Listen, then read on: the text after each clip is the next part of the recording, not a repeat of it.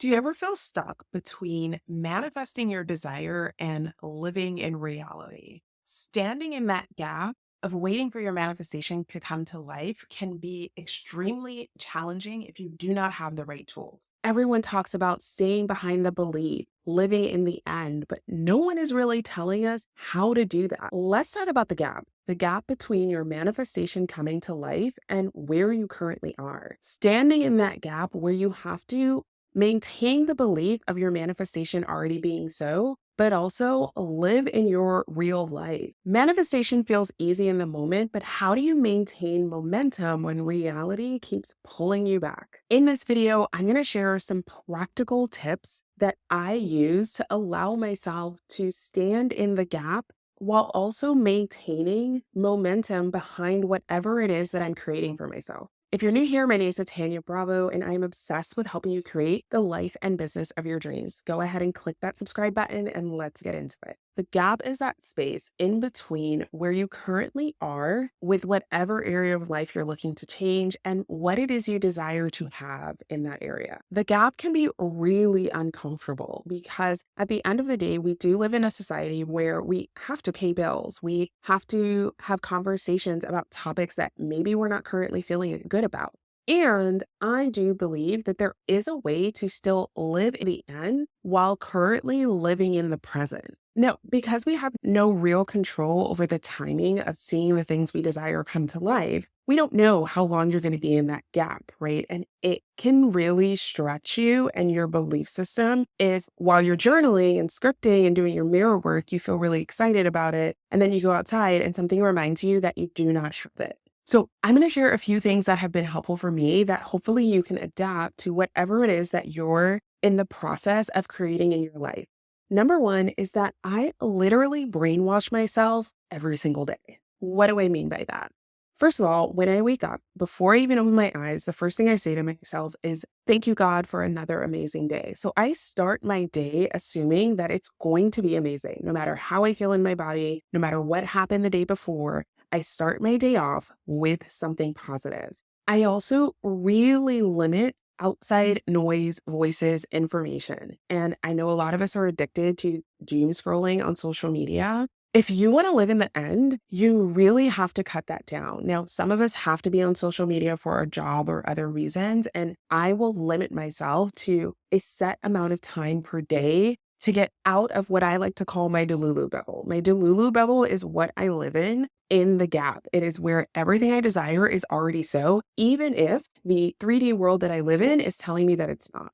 And so every now and then I have to step out of the bubble. But what do? I consciously say to myself, okay, Natanya, we're stepping out of the bubble for a little bit. You are safe. The things that you desire are safe and they're already done. We're just going to step outside, handle what we need to handle, and then I'm going to go back in. Now, you can't do that if you're sitting constantly scrolling on social media, or if you are constantly checking your bank balance, or you're constantly checking things that do not require constant attention. So even things like finances, if I'm wanting to create a new reality in my finances, I will give myself max 20 minutes a day to handle money related things that cause me any sort of stress or anxiety. Of course, I have to pay bills. I need to make payments on things, but I don't need to be looking at that all day. So again, I have things where I allow myself to pop the bubble, but I limit it to what is needed for the task at hand. And I think a lot of us are unconsciously going about our day living outside of the bubble unnecessarily. And so while you cannot control other people, you also have to be an adult and handle things that maybe cause some negative emotion around the thing that you're wanting to create in your life. You do not need to be doing those all day. It's going to be different for each of us, but whatever that time limit is that you can limit the amount of time that you spend outside of your bubble, make a mental note of that. And before you go out, consciously tell your mind, okay, we're going to step outside of the bubble. Everything's fine. What you desire is still so. We're just going to handle this thing and then I'm going to go right back in. The other thing that I find helpful is I don't listen to music when I'm driving or when I'm working in the background. I'm constantly listening to positive, audios, podcasts, affirmation loops, anything that keeps me in the vibe, in the energy of what I want to feel. I cannot tell you the last time I listened to the radio. I have no interest or desire to. Now, does that mean it's not allowed? No. If I wanted to, I would. But again, if I start to sense that that thing is causing any sort of negativity inside of me, which sometimes we don't actually realize, the amount of times that I've maybe been doom scrolling for an hour and then I pick my head up and say, what are you doing? Because sometimes we get addicted to negativity, and negativity can come from songs, it can come from TV shows, movies. So you have to be really conscious about what you're consuming. We are blessed to live in a time where there are so many positive opportunities to get positive messaging into your environment. And so as much as you can, keep positive audios, meditations, visualization, even if you're not consciously listening to it. Like I said, you can be playing that in the background while you're working, but you really want to be conscious about what you're allowing your brain to consume.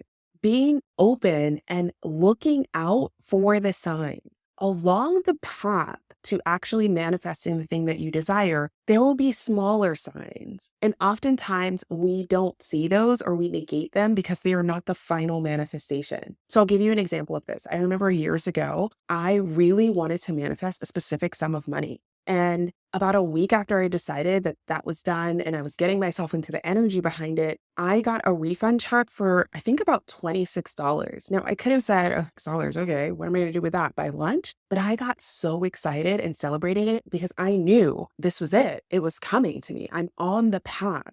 And I think sometimes we disregard the little signs. It could be as simple as, I even remember when I was dating, as I started to script out what I desired in a husband, I would start to go on dates and a lot of them were duds. But what I noticed was, oh, there were 5 things from my script of what I desire in my partner that this person had.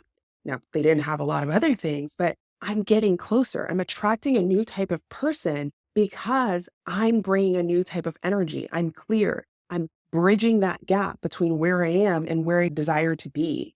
And so I would encourage you to celebrate along the way, even when it's not your final manifestation. Because when we are not grateful for those things, it's almost like we're saying, no, I don't want that. When actually we should be looking at that as, wow, I'm on the right path. I see it happening. I see it coming. Yes, that person was not for me, right? That dollar amount was not the dollar amount that I'm manifesting, but I just got free money. I just met someone who aligned with 2 or 3 of the things that my prior relationships never had. And so again, really putting your receptors on to look out for those opportunities, for those signs that you are on the right path. The other thing is you have got to stop telling people about what it is that you're creating. Some things you just have to keep for yourself. Now, if you have a community of people or even one person who is also on this path of creating new possibilities for themselves that you feel safe and can share with, great. But in general, most people are stuck with tunnel vision and they don't even believe it's possible for themselves. And so then when you go and share, oh, this is what I'm doing, this is my new possibility for my life, they are going to bombard you with all the reasons why that is not so.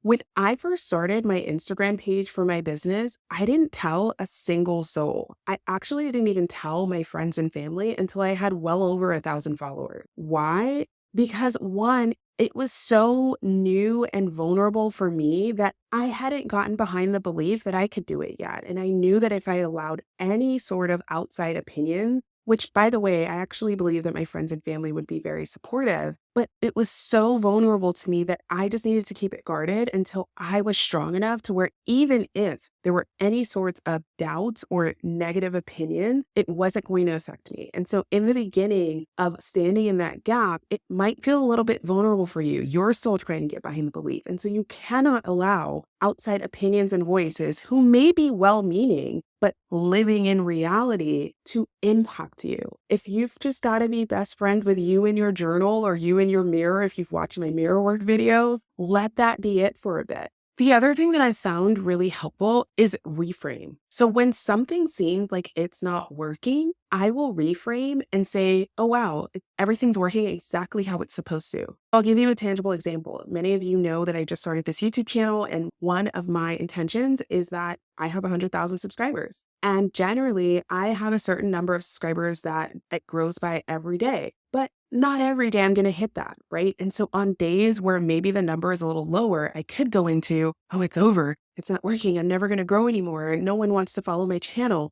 Or I could say, wow, everything's working perfectly. And this is just part of the story. And let's just say there's something that really seems detrimental, like, oh, this is really taking me so much further away from my manifestation. I imagine myself on the other side sharing my story with people. Because a really great story, think about people that you've seen on stages sharing their testimony, their story, it had some ups and downs. And so I just see it as, oh, this is just making the story that much more juicier, that much more powerful and impactful. This is going to be something that years from now, I talk about that moment when I thought everything was falling apart, but it was actually everything coming together. It is, again, just constantly reframing how you see things. I literally catch my thoughts. What do I mean by that? If I hear my inner dialogue saying something negative, you can't do that. It's not going to happen.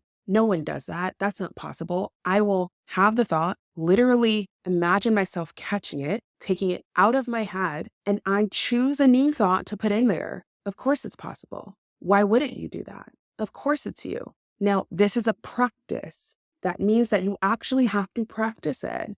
So it's not allowing yourself to go through the negative thought cycle because you actually catch the thought and you are replacing it with a new thought each time. I also think there's something to say that a lot of this work of standing in the gap, of creating new possibilities for yourself is about being much more than doing. As someone that is a hard worker, overachiever, I'm often thinking about what do I need to do to make this happen? And the question that has helped me shift everything is who do I get to be for this to happen? If you remember from my identity video, I share that everything starts from an identity level. And so who you are defines your habits, your skill sets, the environments you do and don't place yourself in. In this process of standing in the gap, you're not asking yourself, what do I need to do every day? It's who do I need to be every day?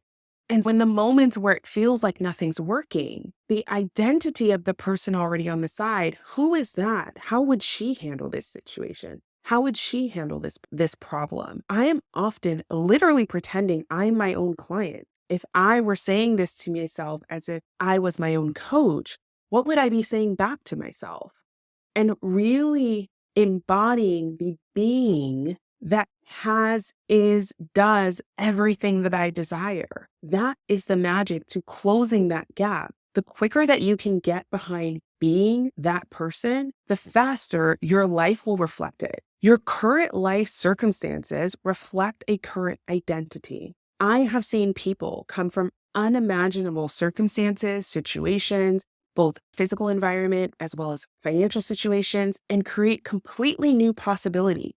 But that was only possible because of who they decided to be. For some people, it's going to take a lot longer. They're going to have a lot more roadblocks because of where they're starting. For others, it might be an easier and quicker jump. But the point is, I truly believe that we have the power to do, be, and have anything we desire. And the only thing in the way of that will be you. And so the quicker that you can close that gap, which is really about staying in who do I get to be in this chapter of my life that has, does, and is all of the things that I desire, the quicker your reality will start to catch up. I would encourage you to watch this video a second time because I really want this to get inside of your subconscious. So in those moments where it looks like nothing's working, where someone tells you it's not possible, where you get a no, where you were expecting a yes, you have the tools to be able to navigate the gap. We all have a gap that we get to beautifully stand in, and it can be so much more manageable by using some of the tools that I've shared today. If you want to do more of this work, I am hosting an end of year workshop where we're going to be looking back on 2024 and who you've been being and the results you've been getting and who you get to be in 2025 to create the results that you ultimately desire. Click the link in the description to go ahead and save your spot. I would love to hear which one of these was most helpful for you, what you're going to be integrating as you are manifesting whatever it is that is a focus for you right now. If this video was helpful, please like, comment, subscribe, and share. And I cannot wait to see you on the next one.